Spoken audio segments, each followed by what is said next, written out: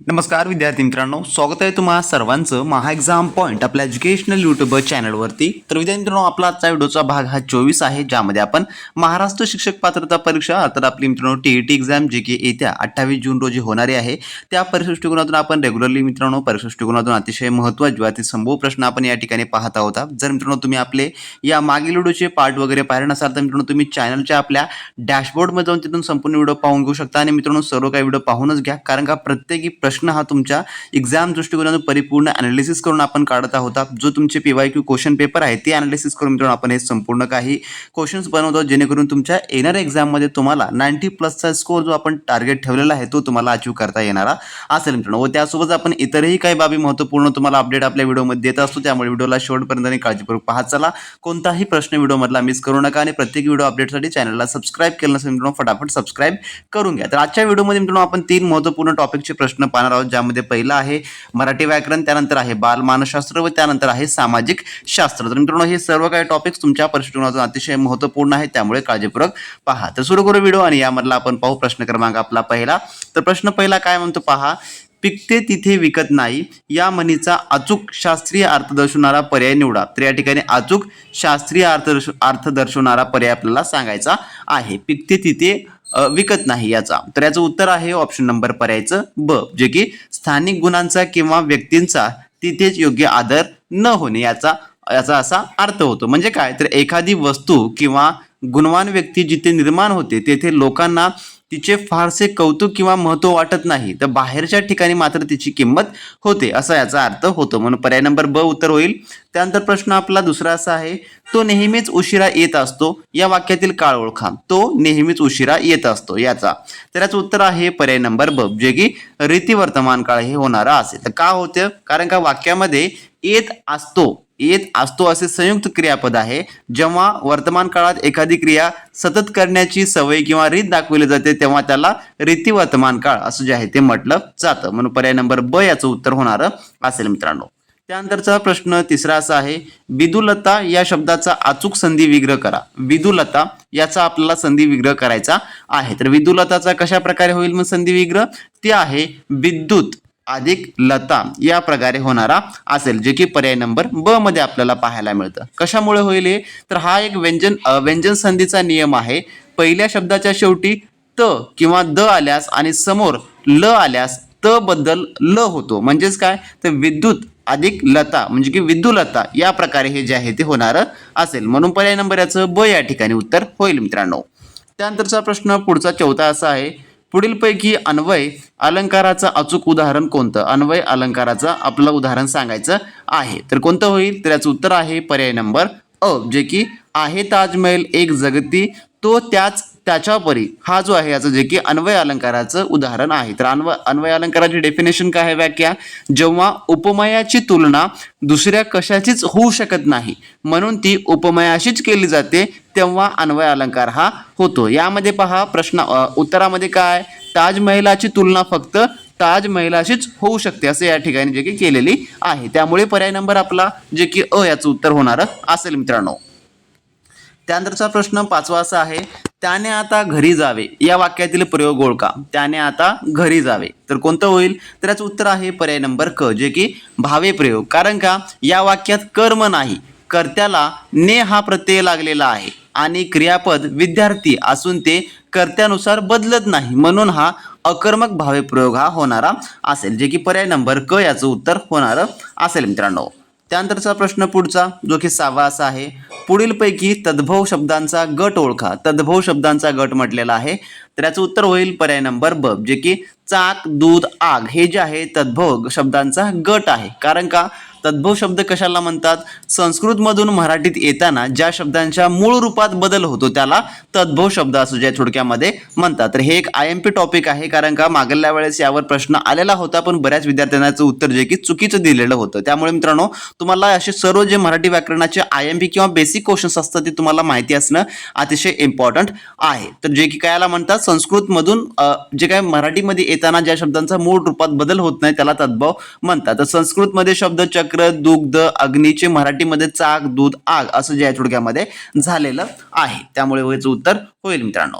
त्यानंतरचा 7वा प्रश्न आपला, घाम गाळल्याशिवाय यश मिळत नाही या वाक्याचे नकारार्थी वाक्य न बदलता होणारा रूपांतर ओळखा यामधला. त्याच उत्तर आहे पर्याय नंबर क, जे की यश मिळवण्यासाठी घाम गाळणे आवश्यक आहे. तर मूळ वाक्याचा अर्थ न बदलता होकारार्थी करताना नाही ऐवजी आवश्यक आहे किंवा गरजेचे आहे असे शब्द बदल करावे लागतात. त्यामुळे पर्याय नंबर क याचं उत्तर होईल. त्यानंतर आपला 8वा प्रश्न असा आहे, षड्रिपी या शब्दाचा समास ओळखा. षड्रिप्यूचा याचा जो आहे तर याचं उत्तर आहे पर्याय नंबर ब, जे की द्विगु कर्मधारे समास हा जो आहे तो होणारा असेल. तर षड्रिप्यू म्हणजेच काय, तर 6 रिपूंचा समूह. रिपू म्हणजे काय, तर शत्रू. 6 शत्रूंचा समूह असा थोडक्यामध्ये होतो. ज्या समासातील पहिले पद संख्या विशेषण असते आणि त्यावरून एका समूहाचा बोध होतो त्याला आपण काय म्हणतो, तर द्विगु समूह असं द्विगु समास असं जे आहे थोडक्यामध्ये म्हणतो मित्रांनो. त्यानंतरचा प्रश्न आपला 9वा असा आहे, तो प्रसंग अत्यंत भयानक होता या वाक्यातील भयानक शब्दाची शब्दशक्ती कोणती, तर शब्दशक्ती सांगायची आहे. तर याचं उत्तर आहे पर्याय नंबर अ, जे की अभिधा ही जी आहे ती होणारी असेल. का, जेव्हा एखाद्या शब्दातून सरळ साधा आणि मुख्य अर्थ समजतो तेव्हा तिथे अभिधा ही जी आहे ती शब्दशक्ती होते. पर्याय नंबर याचं अ, यामुळे उत्तर जे आहे ते होणार असेल मित्रांनो. त्यानंतरचा प्रश्न आपला पुढचा 10वा असा आहे, जे की पुढील शब्द शुद्ध रूप ओळखायचा आहे शब्दांचा आपल्याला. तर हा क्वेश्चन तुमच्यासाठी आपण स्पेशली क्वेश्चन फॉर यू साठी ठेवलेला आहे आणि हा प्रश्न आपल्या मागील व्हिडिओमध्ये देखील आपण पाहिलेला आहे. याचं उत्तर तुम्हाला अचूक सांगितलेलं आहे आणि हा प्रश्न बऱ्याच एक्झाममध्ये रिपीट विचारण्यात येणारा शब्द आहे, जे की आशीर्वाद शब्द हा कोणत्या प्रकारे शुद्ध रूपात लिहिला जातो हे तुम्हाला खाली कमेंट बॉक्समध्ये पर्यायपैकी याचं उत्तर जे मित्रांनो सांगायचं आहे. तर ज्या विद्यार्थ्यांना याचं अचूक उत्तर येईल आणि मित्रांनो तुम्हाला या प्रश्नाचं उत्तर येणं गरजेचंच आहे मित्रांनो, कारण का जर तुम्ही अशा प्रश्नांची जर तुमची तयारी नसेल तर मित्रांनो तुम्ही अजूनही खूप मागे राहिलात. 90+ स्कोरसाठी मित्रांनो तुम्हाला अजून भरपूर अभ्यास करण्याची गरज आहे. तर अचूक उत्तर कमेंट बॉक्समध्ये कमेंट करून सांगा मित्रांनो. जर तुम्हाला येत नसेल तर मी याचं उत्तर 24 तासानंतर आपल्या कमेंट बॉक्समध्ये याचं उत्तर मित्रांनो पिन करून ठेवणार असेल मित्रांनो. जर मित्रांनो तुम्ही अजूनही टीईटी एक्झामच्या परिपूर्ण A to Z तयारीसाठी आपली असलेली स्पेशली टेस्ट सिरीजची बॅच जर मित्रांनो तुम्ही एनरोल केला नसाल तर वेळ न वाया घालवता लगेच मित्रांनो व्हिडिओ डिस्क्रिप्शन बॉक्समध्ये आपल्या ऑफिशियली ॲपची मित्रांनो लिंक दिली आहे. त्यामधून तुम्ही मित्रांनो आपली संपूर्ण काही स्पेशली टीईटी एक्झाम 2026 साठी असलेली टेस्ट सिरीज बॅच एनरोल करू शकता, ज्यामुळे तुम्हाला परिपूर्ण मित्रांनो A to Z तयारी आपण करून घेतलेली आहे. ज्यामुळे तुम्हाला मार्केटमधलं कोणतंही महागडं कोर्स जॉईन करण्याची गरज पडणार नसेल किंवा मित्रांनो तुम्हाला महागडे बुक्स देखील घेण्याची गरज पडणारी नसेल. यामध्ये तुम्हाला परिपूर्ण नवीनतम आपल्या टीईटी अभ्यासक्रमावर आधारित सर्व टेस्ट मिळणार असेल. त्यामुळे तुम्हाला जो पेपर फॉर्मॅट आहे फुल लेंथ टेस्टचा, ज्यामध्ये तुम्हाला 150 प्रश्न 150 गुणाची परिपूर्ण आपण त्या ठिकाणी तयारी करून घेणार आहोत मित्रांनो. ज्यामध्ये तुम्हाला लेवल वाईज व टॉपिक वाईज संपूर्ण सराव चाचण्या आपण उपलब्ध करून दिल्या आहेत. अचूक उत्तर पत्रिका व सर्व काय आपण त्यामध्ये स्पष्टीकरण तुम्हाला ऍड करून दिलेलं आहे. त्यासोबतच टाइम मॅनेजमेंट आणि अॅक्युरेसी ज्यासाठी देखील तुम्हाला परिपूर्ण यामध्ये मदत होणारी आहे. तर परीक्षेपूर्वी जर तुम्हाला आत्मविश्वास वाढवायचा असेल आणि जर तुम्हाला 2025 च्या एक्झाम मध्ये काही कमी गुणामुळे तुमचा जर मित्रांनो चान्स हुकला असेल तर मित्रांनो यावेळेची तुमची तयारी ही परफेक्ट असणं अतिशय इम्पॉर्टंट आहे. त्यामुळे तुमच्यासाठी आपण ही टेस्ट सिरीजची बॅच रिलीज केलेली आहे. तर ही टेस्ट सिरीज बॅच कोणाकोणासाठी उपयुक्त आहे, तर टीईटीच्या संपूर्ण जे फ्रेशर असतील किंवा ज्यांनी रिसेंटली एक्झाम दिला असेल अशा दोन्ही विद्यार्थ्यांकरता मित्रांनो ही बॅच उपयुक्त आहे. यामध्ये तुम्हाला संपूर्ण काही PYQ चे जेवढे काही रिपीट झालेले क्वेश्चन आहेत ते देखील आपण ऍड करून दिलेलं आहे. तर ज्यांना ही प्रथम प्रयत्नामध्ये चांगल्या प्रकारे परीक्षा उत्तीर्ण करायची आहे त्यांनी वेळ न वाया घालवता लगेच व्हिडिओ डिस्क्रिप्शन बॉक्समध्ये आपल्या ऑफिशियल ॲपची लिंक दिलेली आहे, त्यावर तुम्ही क्लिक करा. त्यातून मित्रांनो आपली स्पेशल ही टेस्ट सिरीजची बॅच ज्या मित्रांनो एनरोल करून घ्या आणि चांगल्या उत्तम तयारीला लागा मित्रांनो. ज्या कोणी विद्यार्थी मित्रांनी अजूनही आपली स्पेशली टेस्ट सिरीजची बॅच एनरोल केली नसेल मित्रांनो वेळ न वाया घालवता तुम्ही लगेच आपली डिस्क्रिप्शन बॉक्समध्ये ऑफिशियल ॲपची लिंक दिली आहे, त्यामध्ये जाऊन आपली स्पेशली टेस्ट सिरीजची बॅच एनरोल करून घ्या. ज्यामध्ये तुम्हाला परिपूर्ण आपण तयारी केलेली आहे, ज्यामध्ये तुम्हाला full length test plus subjective test असे दोन्ही स्वरूपाचे टेस्ट मिळतील. तुम्ही कितीही मित्रांनो व्हिडिओ क्लासेस केले, कोचिंग केली मित्रांनो, तरी तुम्ही स्वतःहून जोपर्यंत पेपर सोडवत नाही योग्य त्या फॉर्मॅटनुसार जे पेपरचा खरा रूप असते त्यानुसार मित्रांनो तुम्ही जोपर्यंत प्रॅक्टिस करत नाही मित्रांनो तोपर्यंत तुम्हाला यश मिळणं अवघड आहे. जर तुम्ही मित्रांनो या परीक्षेमध्ये तुम्हाला कमी गुण मिळत असतील आपल्या ऑनलाईन टेस्ट मित्रांनो तुम्ही त्या ठिकाणी सब्जेक्टिव्ह टेस्ट सोडवा आणि तुम्ही त्यामधला तुमचा स्कोर मित्रांनो इम्प्रूव्ह करू शकता. आता ज्या विद्यार्थ्यांना या परीक्षेमध्ये 90+ स्कोर मिळून मित्रांनो प्रथम प्रयत्नात किंवा तुमचा अंतिम प्रयत्न असेल तर मित्रांनो तुम्हाला ही एक्झाम कोणत्याही परिस्थितीमध्ये पात्र व्हायचे असेल तर मित्रांनो लगेच आपली ऍप्लिकेशन डाउनलोड करून घ्या आणि त्यामधून आपला मित्रांनो कोर्स एनरोल करून चांगल्या उत्तम तयारीला लागा मित्रांनो. त्यानंतरचा आपला पुढचा प्रश्न जो की 11वा काय म्हणतो पहा, मुलांनो गोंगाट करू नका या वाक्यातील क्रियापदाचा अर्थ ओळखा. तर यामधला कोणता होणार असेल, तर याचं उत्तर आहे पर्याय नंबर ब, जे की आज्ञार्थ हे जे आहे ते होणारा असेल. या वाक्यातून मुलांना आज्ञा किंवा मनाई केली आहे म्हणून हा आज्ञार्थ जो की होणारा असेल मित्रांनो. त्यानंतरचा प्रश्न पुढचा असा आहे जो की 12वा, शर्वरी या शब्दाचा योग्य समानार्थी शब्द कोणता? तर शर्वरी. तर याचं उत्तर आहे पर्याय नंबर अ, जे की रात्र असं जे आहे ते होतं. शर्वरी म्हणजे रात्र, निशा किंवा यामिनी याचं थोडक्यामध्ये होतो. त्यानंतरचा प्रश्न 13वा आपला असा आहे, गायीने पांढऱ्या रंगाच्या वासराला जन्म दिला. या वाक्यातील पांढऱ्या या शब्दाचा व्याकरणिक कार्य काय आहे या ठिकाणी? तर याचं उत्तर आहे पर्याय नंबर जे की याचं ब, गुण विशेषण हे होणार असेल. कारण का पांढरा हा शब्द रंग किंवा वासरू या नामाबद्दल विशेष माहिती सांगतो, म्हणून ते गुण विशेषण हे होणार असेल. त्यानंतरचा प्रश्न आपला पुढचा 14वा असा आहे, राजाज्ञेवरून या शब्दातील विभक्ती प्रत्यय किंवा अवयवाचा कारकार्थ काय आहे? विभक्ती प्रत्ययावरून. तर याचं उत्तर आहे पर्याय नंबर क, जे की करण हे जे आहे ते होणार असेल. तर यामध्ये पहा, वरून हे शब्दयोगी अव्यय असून ते क्रिया घडण्याचे साधन किंवा मूळ कारण दर्शवते. क्रियाच्या साधनाला करण असं जे आहे ते म्हटलं जातं, म्हणून पर्याय नंबर क उत्तर होणार असेल. त्यानंतर प्रश्न 15वा आपला, उंटावरचा शहाणा या वाक्यप्रचाराचा योग्य अर्थ काय? तर उंटावरचा शहाणा. तर याचं उत्तर आहे पर्याय नंबर क, जे की मूर्खपणाचा सल्ला देणारा माणूस, जे की स्वतःला काही समजत नसताना इतरांना निरुपयोगी आणि मूर्खपणाचे सल्ले देणाऱ्या व्यक्तीला उंटावरचा शहाणा असं जे आहे ते म्हणतात. त्यानंतर आपला प्रश्न 16वा असा आहे, पुढीलपैकी अल्पप्राण व्यंजनाचा गट कोणता? तर अल्पप्राण व्यंजनाचा गट. तर याचं उत्तर आहे पर्याय नंबर ब, जे की क, ग, च, झ हा जो आहे थोडक्यामध्ये अल्पप्राण व्यंजनाचा गट आहे. तर ज्या व्यंजनाचा उच्चार करताना फुफ्फुसातील हवा तोंडावाटे जोरात बाहेर फेकली जात नाही त्यांना अल्पप्राण असं जे आहे ते म्हणतात, म्हणून पर्याय नंबर याचं ब, जे की उत्तर जे आहे ते होणार असेल. त्यानंतरचा प्रश्न 17वा असा आहे, जे चकचकते ते सर्व सोने नसते हे वाक्य कोणत्या प्रकारचं आहे? कोण्या प्रकारचं आहे? तर याचं उत्तर आहे पर्याय नंबर ब, जे की मिश्र वाक्य हे होणार असेल. त्यानंतर आपला 18वा प्रश्न, सहोदर या शब्दाचा योग्य विग्रह व अर्थ काय होतो? सहोदरचा. तर सहोदर म्हणजेच काय?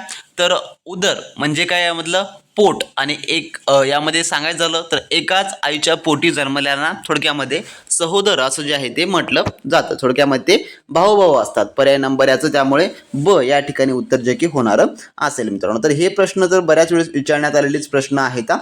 त्यानंतरचा पुढील आपला प्रश्न असा आहे 19वा, माधुरीने गाणे गायले या वाक्यातील गायले हे क्रियापद कोणत्या प्रकारचं आहे? तर गायले. तर याचं उत्तर आहे पर्याय नंबर ब, जे की सकर्मक हे जे आहे ते होणार असेल.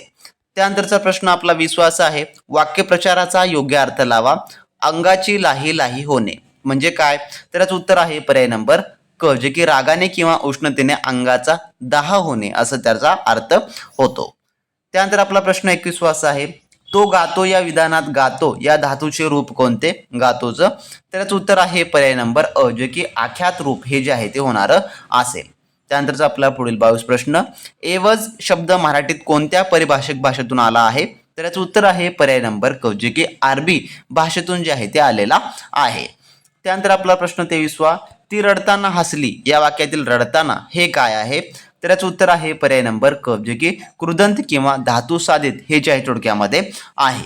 त्यानंतरचा आपला पुढचा प्रश्न 24वा, मराठी भाषेची पाणीणी कोणाला म्हटलं जातं यापैकी? तर याचं उत्तर आहे पर्याय नंबर ब, जे की दादोबा पांडुरंग तर्खडकर यांना जे आहे ते म्हटलं जातं.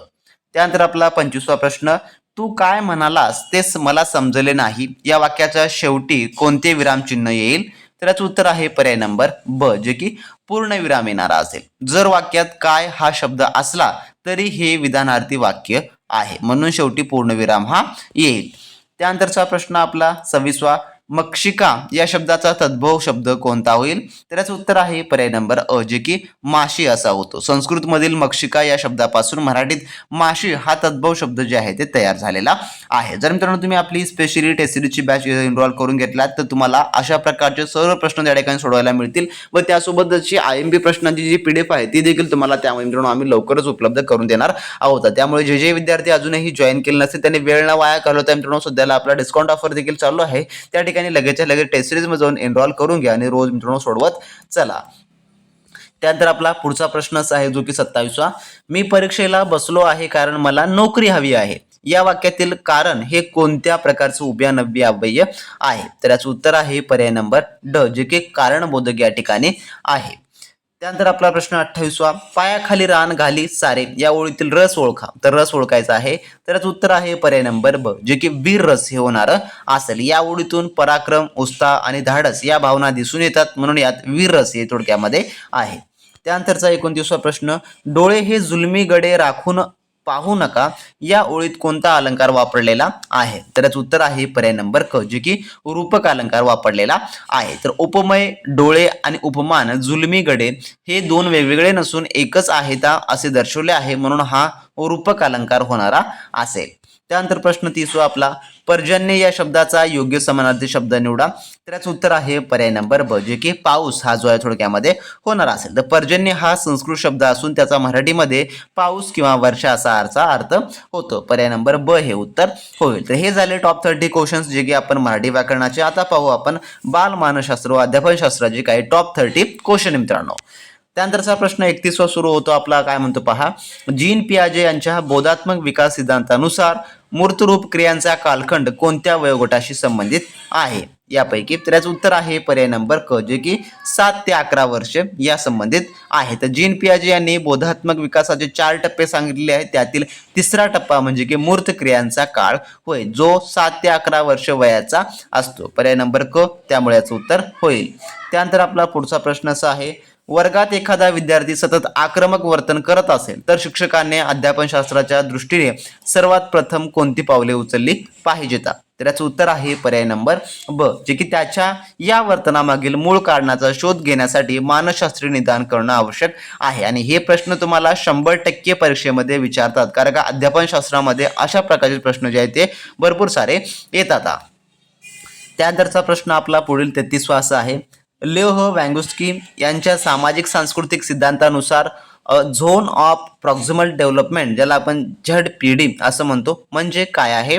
तर याचं उत्तर आहे पर्याय नंबर अ, जे की मुलांच्या स्वतंत्र कार्यक्षमतेची पातळी आणि प्रौढांच्या मदतीने साध्य होणारी कार्यक्षमता पातळी यामधील अंतर, याला जे आहे ZPD असं जे आहे ते म्हटलं जातं. त्यानंतरचा प्रश्न 34वा, लॉरेन्स कोहलबर्ग यांच्या नैतिक विकास सिद्धांतानुसार सार्वत्रिक नैतिक तत्वे हा टप्पा नैतिकतेच्या कोणत्या पातळीमध्ये येतो. तर याचं उत्तर आहे पर्याय नंबर क, जे की उत्तर पारंपरिक पातळी यामध्ये जे आहे थोडक्यामध्ये येतो. त्यानंतरचा प्रश्न आपला 35वा, अध्ययन उपपत्तीमध्ये अभिजात अभिसंधानचा प्रयोग कुत्र्यावर कोणी केलेला होता यापैकी. तर याचं उत्तर आहे पर्याय नंबर ब, जे की इवान पावलाव यांनी जे आहे थोडक्यामध्ये केलेला होता. हे एक रशियन शरीरशास्त्रज्ञ होते. यांनी जे आहे जे की कुत्र्याला घंटा वाजवून अन्न देण्याचा प्रयोग केला आणि अभिजात अभिसंधान उपपत्ती जे की मांडली. त्यानंतरचा आपला प्रश्न 36वा, डिस्लेक्सिया ही प्रामुख्याने खालीलपैकी कोणत्या प्रकारची अक्षमता मानली जाते. तर याचं उत्तर आहे पर्याय नंबर ब, जे की वाचन आणि लेखन विषयक विकृती यामध्ये जे आहे ती मानली जाते. त्यानंतरचा आपला 37वा प्रश्न, थॉर्नडाईकच्या अध्याय नियमामध्ये खालीलपैकी कोणत्या नियमांचा समावेश प्राथमिक नियमात होत नाही. तर याचं उत्तर आहे पर्याय नंबर ड, जे की बहुप्रतिक्रियांचा नियम याचा जो थोडक्यामध्ये होत नाही मित्रांनो. त्यानंतर आपला 38वा प्रश्न, समावेशित शिक्षण या संकल्पनेचा मुख्य उद्देश काय आहे. तर याचं उत्तर आहे पर्याय नंबर ब, जे की सामान्य आणि विशेष गरजा असणाऱ्या सर्व बालकांना एका छताखाली समान शिक्षणाची संधी देणे असा याचा मुख्य उद्देश आहे. त्यानंतरचा पुढचा प्रश्न असा आहे, ब्रुनर यांच्या रचनावादी अध्ययन उपपत्तीमध्ये उपपत्तीमध्ये ज्ञानाच्या संरचनेचे 3 टप्पे कोणते आहेत यापैकी. तर याचं उत्तर आहे पर्याय नंबर ब, जे की कृती प्रदान, प्रतिमा प्रदान आणि संकेत प्रदान असं थोडक्यामध्ये आहे. तर जेरोम ब्रोनर यांनी ज्ञानाच्या सादरीकरणाचे 3 टप्पे हे मांडलेले आहेत.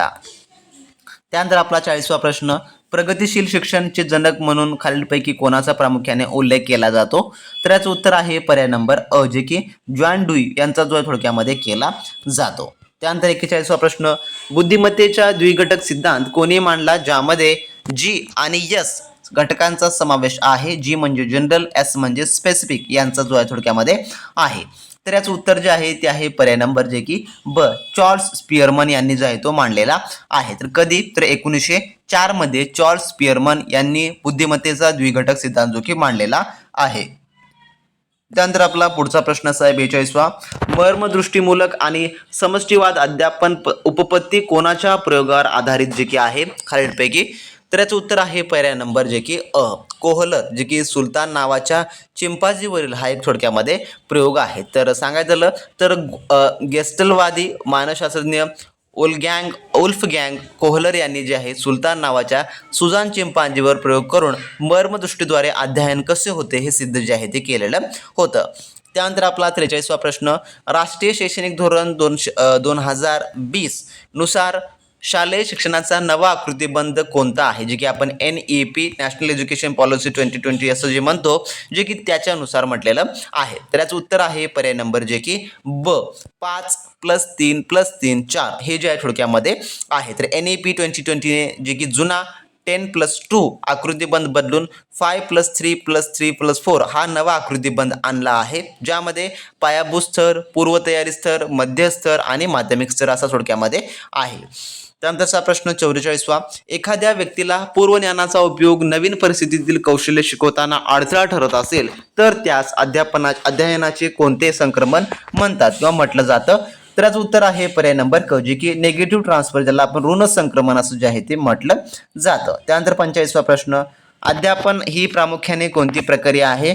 तर याचं उत्तर आहे पर्याय नंबर ब, जे की विद्यार्थ्यांच्या वर्तनात अपेक्षित आणि कायमस्वरूपी बदल घडवून आणण्याची द्विध्रुवीय आणि त्रिध्रुवीय प्रक्रिया थोडक्यामध्ये आहे.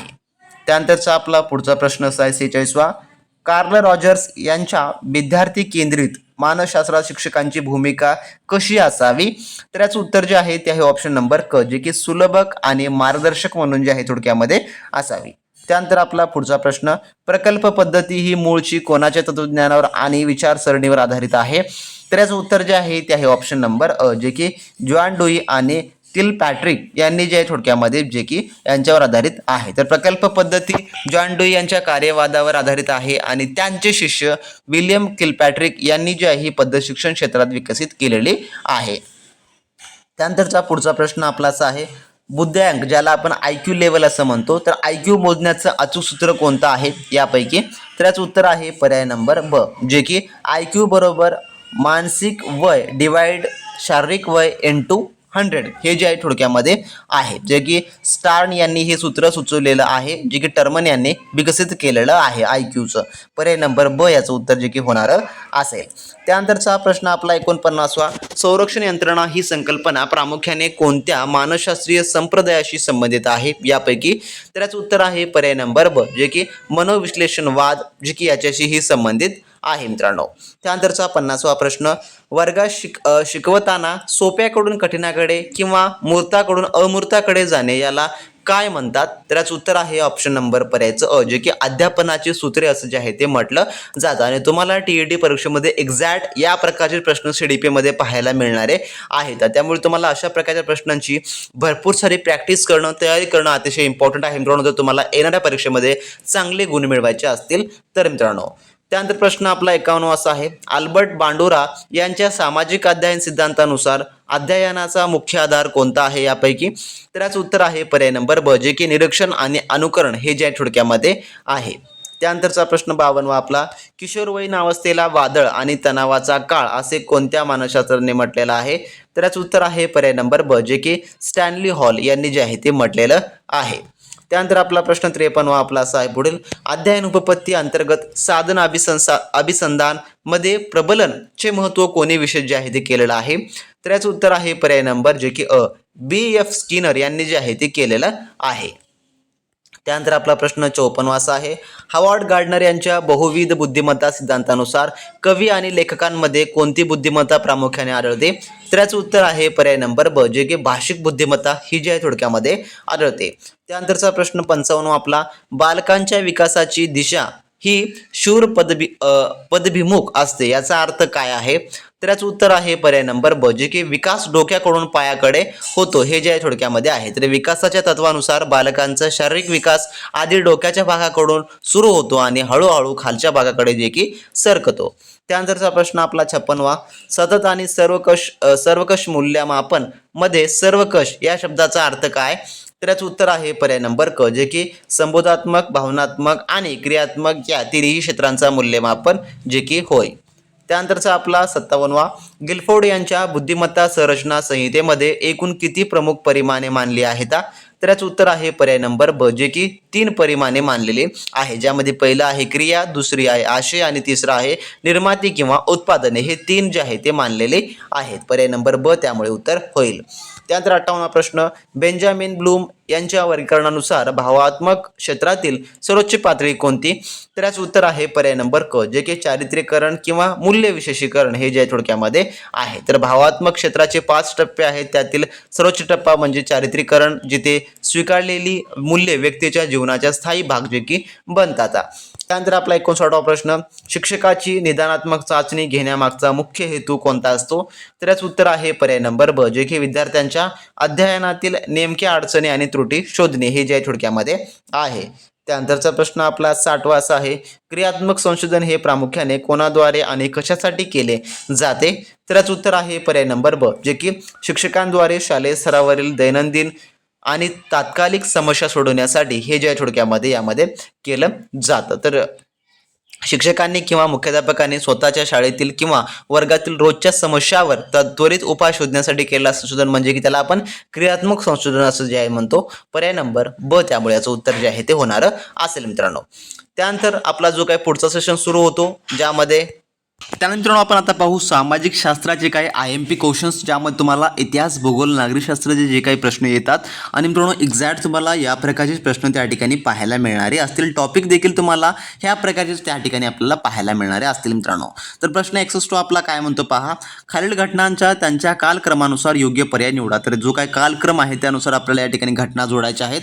पहिला आहे चौराचौरी घटना, दुसरा आहे चंपारण सत्याग्रह, तिसरा आहे जालियनवाला बाग हत्याकांड आणि चौथा आहे असहकार चळवळ. तर यांच्या जे काही कालक्रम आहे त्यानुसार आपल्याला लावायचं आहे. तर यामध्ये प्रथमतः जे येणार आहे ते आहे चंपारण सत्याग्रह. तर कधी झालेला आहे? तर हे आहे 1917 साली झालेला आहे चंपारण सत्याग्रह. त्यानंतर जालियनवाला बाग हत्याकांड कधी झालेला आहे? तर हे आहे 1919 साली. त्यानंतर आहे असहकार चळवळ कधी घडली? तर 1920 साली. त्यानंतर आहे चौराचौरी घटना कधी? तर 1922 साली. म्हणजे क्रम कसा बनतो? सुरुवातीला 2 नंबर येईल, त्यानंतर येणार आहे 3 क्रमांक, त्यानंतर येईल 4 क्रमांक आणि त्यानंतर आहे 1 क्रमांक, जो की आपला क्रम पर्याय नंबर अ मध्ये या ठिकाणी पाहायला मिळतो. तर पर्याय नंबर याचं अ या ठिकाणी जे की उत्तर जे आहे ते होणार असेल मित्रांनो. तर हे क्रम सिरीज तुम्हाला 100% परीक्षेमध्ये तुम्हाला एकतरी प्रश्न यावर विचारला जाणार आहे मित्रांनो. त्यानंतरचा प्रश्न 62 असा आहे, अंधेरी व वेदांत हा महाराष्ट्रातील कोणत्या प्रमुख नदी खोऱ्याचा उपभाग किंवा उपनद्या मानल्या जातात? यांना जे आहे तर याचं उत्तर आहे पर्याय नंबर ब, जे की तापी या थोडक्यामध्ये आहे. तर अंधेरी ही महाराष्ट्रातील खानदेश भागातून वाहणारी तापी नदीची उपनदी आणि खोऱ्याचा भाग मानली जाते. पर्याय नंबर ब याचं उत्तर त्यामुळे होईल. त्यानंतर आपला प्रश्न 63 असा आहे, भारतीय संविधानाच्या कोणत्या कलमानुसार राष्ट्रपती राजवट घटक राज्यामध्ये लागू केली जाते? तर राष्ट्रपती राजवट, तर याचं उत्तर आहे पर्याय नंबर ब, जे की कलम 356 नुसार. जेव्हा एखाद्या राज्यातील घटनात्मक यंत्रणा कोलमडते तेव्हा राज्यपाल यांच्या शिफारशीवरून जे आहे राष्ट्रपती कलम 356 नुसार तेथे राष्ट्रपती राजवट जे की लावतात, ज्याला आपण आणीबाणीचं देखील म्हणू शकतो. यामध्ये पर्याय नंबर ब जे की उत्तर याचं होणार असेल. तर अजून देखील 2 महत्त्वपूर्ण कलम आहे जे की आणीबाणीशी संबंधित, जे की कलम 352 हे राष्ट्रीय आणीबाणी संबंधित आहे, तर कलम 360 हे जे आहे जे की आर्थिक आणीबाणीशी संबंधित आहे मित्रांनो. हे देखील लक्षात ठेवून घ्या. त्यानंतर पुढचा प्रश्न असा आहे 64वा, ऋग्वेदातील दशराग युद्ध हे कोणत्या नदीच्या काठावर लढले गेले होतं? तर याचं उत्तर आहे पर्याय नंबर क, जे की पुरुषनी, ज्याला रावी नदी असे जे आहे ते म्हटलं जातं. पर्याय नंबर क हे उत्तर होईल त्याचं. त्यानंतर प्रश्न 65वा, जागतिक प्रमाणवेळ आणि भारतीय प्रमाणवेळ यांच्यात किती तासांचा फरक आहे?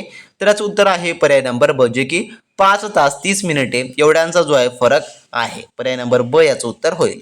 त्यानंतरचा 66वा प्रश्न, poverty and on British rule in India हा जे काय हा ग्रंथ आहे लिहून संपत्तीचे वहन हा सिद्धांत कोणी जे आहे ते मांडला?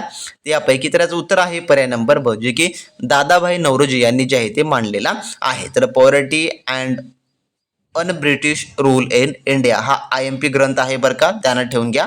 त्यानंतरचा प्रश्न आपला पुढील असा आहे, महाराष्ट्रातील खालील शिखरांच्या उंचीनुसार उतरता क्रम लावणारा अचूक पर्याय शोधा यापैकी.